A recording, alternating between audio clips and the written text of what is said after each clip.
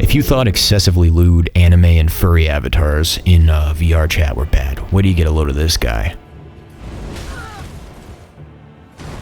Crucible Knight is an extremely annoying enemy that I'm sure a lot of you playing Elden Ring right now have had difficulties with. I had difficulties with him too, so, you know, I'm no stranger to that. But maybe I can give you some advice for beating him. What I'd recommend doing is using a shield that can block 100% physical damage. In this case, I'm using the brass shield. Pair that with any weapon that you can wield in your other hand, preferably one that does a lot of damage, so maybe like an upgraded one.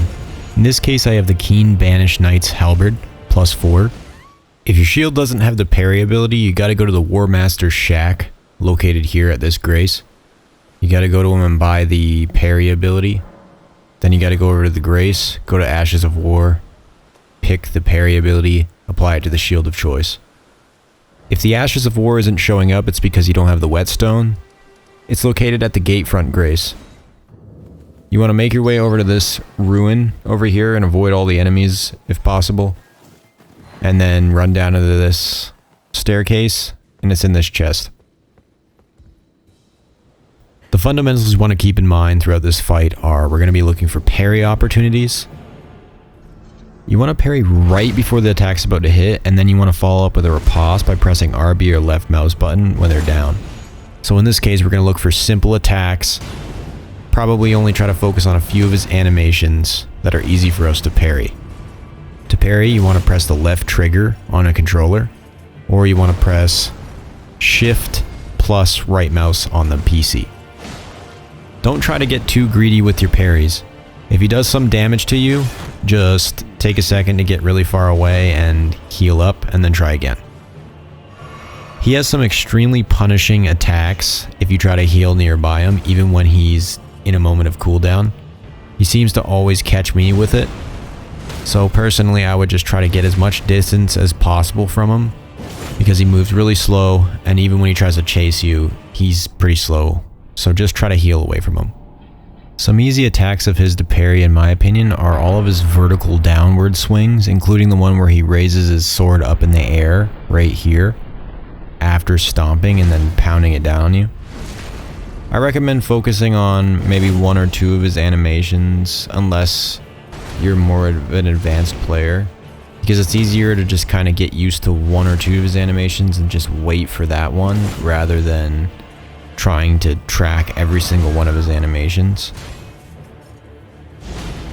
So you can see I'm just trying to take advantage of some animations that I like the vertical downwards and some of the horizontal ones. Another really good one that I like is he charges and does a horizontal attack.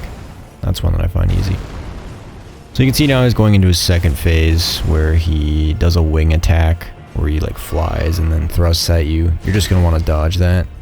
And just keep looking for those basic kind of downward strikes. Those ones I feel are the easiest. Most simple ones to just kind of learn. So just watch those ones, like that one that he just did right there. Just follow up with your boss and just keep repeating that the entire time.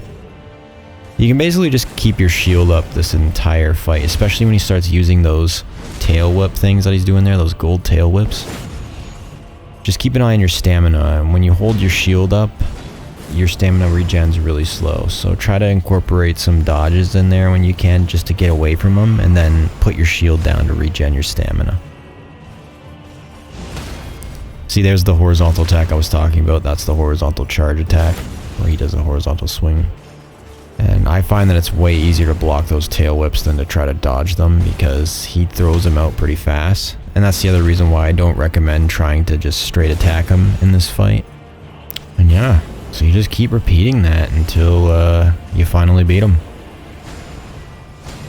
Keep in mind, this is a Souls game, so you're gonna die a few times, but it's better to die having learned something and having a direction than to die and just get mad and give up.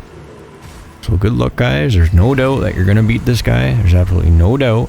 And I mean, if you get really frustrated, because this game is hard, I never said it was easy, you can smash your keyboard over my big maple syrup head instead of over your gamer knees.